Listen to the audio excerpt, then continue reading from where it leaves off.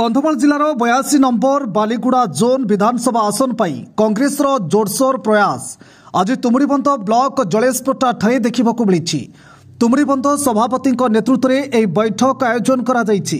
प्रदेश कांग्रेस सभापति Shri Nakul Nayak, ex MP Kandhamal PCC member Shri Ramakrishna Padi और प्रफुल्ल दास एवं पूर्वतन सांसद प्रार्थी श्री मनोज आचार्य, पूर्वतन लोकसभा प्रार्थी श्री श्रीमान मल्लिक, बीजेडी छाड़ी कांग्रेस रे जोग दैथिबा तुमुड़ीबंधर सचोट टाड़ुआ नेता श्री श्यामसुंदर बड़सेठ, शारदा प्रधान, बंगाली बड़सेठ, युव नेता आशीष बड़सेठ सहित अन्य 4टी ब्लॉक सभापति तथा नुआगाँ ब्लॉक सभापति श्री जितेंद्र नायक, बालीगुड़ा सभापति श्री आयुबर नायक, तुमुड़ीबंध सभापति श्री गिरीश चंद्र पारसेठ और कोठगुड़ सभापति श्री सरोज बेहेरा माझी और अन्य नेता माने उपस्थित रही कांग्रेस को मजबूत करने वज्र शपथ ग्रहण करते।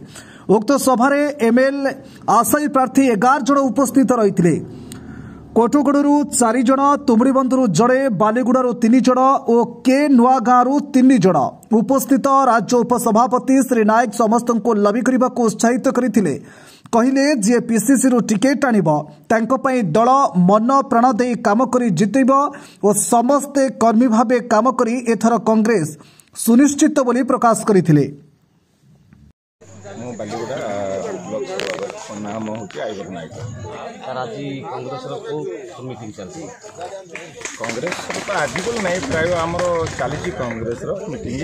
आज मीटिंग गोटे जिन कौन आम दल भितर जो आशायी भाई मैंने अच्छा आशायी भाई मान को गोटे जगार एकत्रित करी समस्त मतामत नेबार आमर गोटे उद्देश्य नहीं सेमती किसी कहीपरूँ नहीं नहीं सेमती किसी आम कहीपरूँ।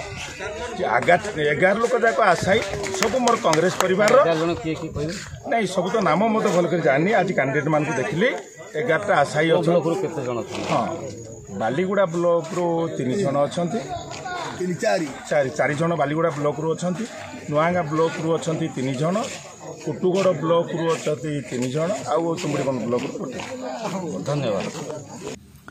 Bureau report, focus plus.